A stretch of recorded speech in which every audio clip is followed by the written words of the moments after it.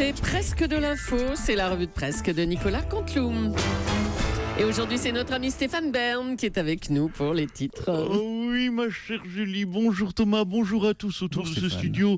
Mes chers amis d'Europe. Mon Dieu, chers auditeurs, quel froid de canard. Ah oui. Oh, je suis frigorifié. Ah, je vous vais aussi. vous dire, c'est pas compliqué dans la famille. Nous gelons. On gèle les bernes. Oh non, oh non, pas oh non, il fallait vous, pas, j'ai pas le non. droit. Oh Oh, non. pardon. Non, c'est pas bien. Non, c'est pas Oh bien. On là est sur là. Europe 1, tout de même, grande radio généraliste. Non, parlons de choses sérieuses. Vous avez remarqué, Quoi la primaire de gauche a eu lieu dimanche. Hum. Et on a déjà oublié Vincent Payon et François de Rugy. Oh, on a déjà plus rien à secouer. Moi, je ne sais même plus quelle tête ils ont. Oh, arrêtez. C'est un moustachu, Payon. Et de Rugy, c'était la dame aux yeux, les jolis yeux bleus. Oh non, c'est fou comment on les oublie vite, les gens dont on n'a rien à faire. Je ne sais pas. Allez, ça suffit. Continuons à filer ensemble sur l'actualité avec les Allez. titres. On vous écoute pour les titres. Stationnement Payon.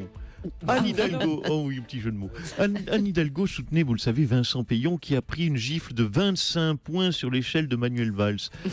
Alors, bon, du coup, elle a mis en place la circulation alternée aujourd'hui, donc ne peuvent circuler dans Paris que les conducteurs qui peuvent prouver qu'ils ont voté Payon. Voilà. On a eu de la chance qu'elle n'aille pas, en réaction, brûler des voitures comme une jeune sauvageonne révoltée.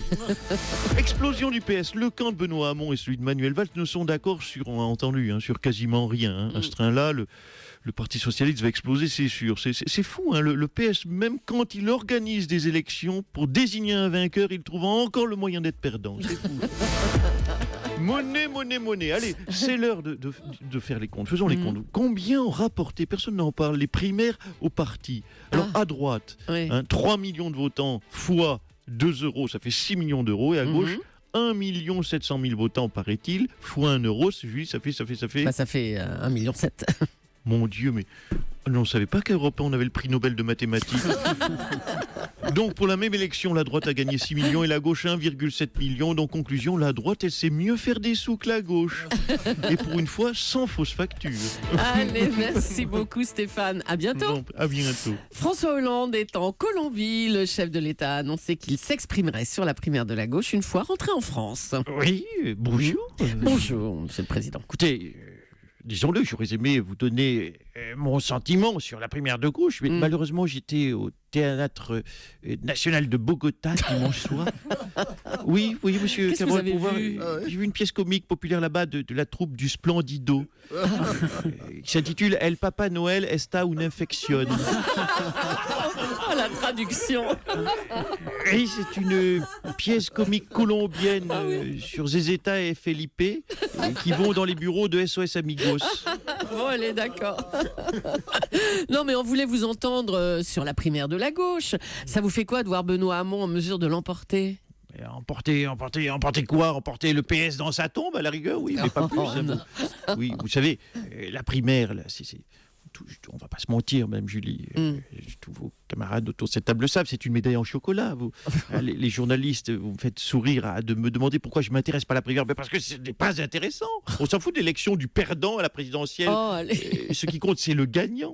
Et on le sait que ce ne sera ni Valls ni Benoît Hamon, tout de même. Oh, bon, autre chose alors. Vous le faites bien, le... Ah, bon, ok, c'est très bien. Vous pourriez y jouer dans la troupe du Splendido. Oui, j'ai débuté là-bas. Allez, un petit mot sur le Ah oui. pic de pollution. Que fait le gouvernement pour lutter contre ce phénomène? On voulait qu'on parle du Splendide ou de... Non, de la pollution, Alors, s'il vous plaît, monsieur Hollande. nous réfléchissons à généraliser la circulation alternée. Je vais donner d'ailleurs dans ce sens des consignes pour que les gens qui ont une plaque paire restent chez eux. Ou impair, je ne sais pas encore. Dis donc. Comme Manuel Valls, je ne sais pas encore s'il va rester chez lui dimanche soir après avoir pris une claque paire ou une claque impair. Ça va dépendre. Merci, monsieur Hollande. Jean-Luc Benamias n'a toujours pas annoncé à qui il donnerait ses voix. On va l'accueillir tout de suite. Bonjour, monsieur Benamias. Bonjour. Écoutez, oui, nous sommes toujours en plein conciliabule avec l'ensemble des secteurs. Ma femme, ma tante Gisèle, mon oncle Francis, Kiki, le caniche de Madame Dubourg et la voisine.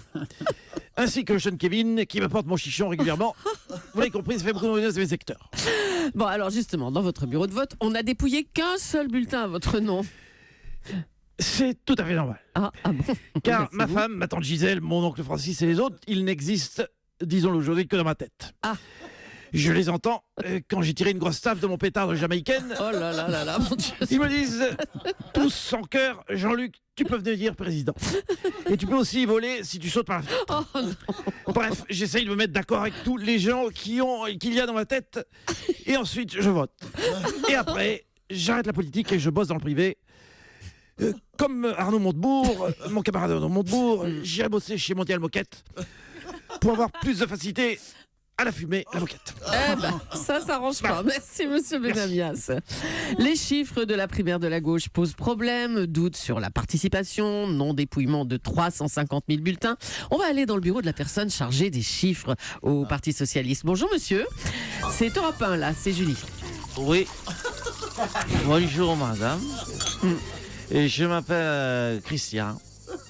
Je suis responsable pour le Parti Socialiste. Je viens spécialement de Haute-Garonne pour comptabiliser, être responsable de toute l'équipe de comptabilisation des bulletins de cette belle primaire de gauche.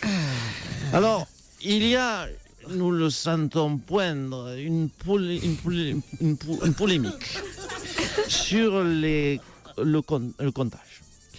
Sachez, je tiens à le dire à de vos éditeurs, Oui. qu'il n'y a rien de plus qui ressemble à un bulletin qu'un autre bulletin.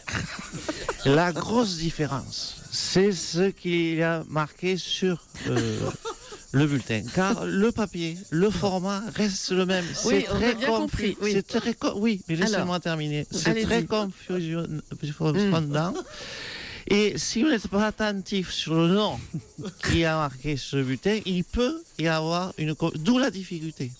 La difficulté à bien que chacun et c'est vrai que lorsque vous lisez 2400 fois 2500 fois le nom de valse. Il peut y avoir tentation de mettre le bulletin valse sur une autre pile, parce que vous avez envie de lire autre chose dessus. Et autre problème, lorsque vous faites des piles, tu me remets une suze. Lorsque vous faites une pile, quand elle monte la pile, à un moment donné, ça monte. Il faut bien que, même si une pile valse, à un moment donné, vous la basculez sur la pile amont, sinon ça tombe comme un building. Oui, d'accord. Ensuite, autre problématique. La Mirabelle. C'est un alcool qui est assez sucré. Et lorsque vous avez 2, 3 parfois bulletins à la main, ils peuvent coller. Donc, et ça pose un problème de comptage, d'autant que nous utilisons, merci Christian, nous utilisons du papier recyclé qui n'est pas glacé. Donc le bulletin ne glisse pas comme il devrait être. Écoutez, on a du mal à vous suivre là. Donc c'est un travail difficile. Oui. Il nous faut du temps. Encore 15 jours, 3 semaines pour dépouiller, pour qu'on soit tous dépouillés sur le premier tour. D'accord. Eh bien. Je peux vous expliquer d'autres problématiques. Non, ça ira comme ça. Oui, on va vous remercier. Hein, merci. Monsieur Cabrol me comprend. Je suis problématique. Merci beaucoup. Je on vous a en prie. presque compris. Parce que les urnes qui sont... Allez, bon. Et on en vient à Arnaud Montebourg qui a donc annoncé qu'il soutiendrait Benoît Hamon. On va l'accueillir tout de suite. Bonjour, monsieur Montebourg. Salut la Julie, salut le Christian. Tiens, mettez-moi une suze, moi aussi. C'était Christian, Alors on savait écoutez, plus. Eric, Roger, on savait plus.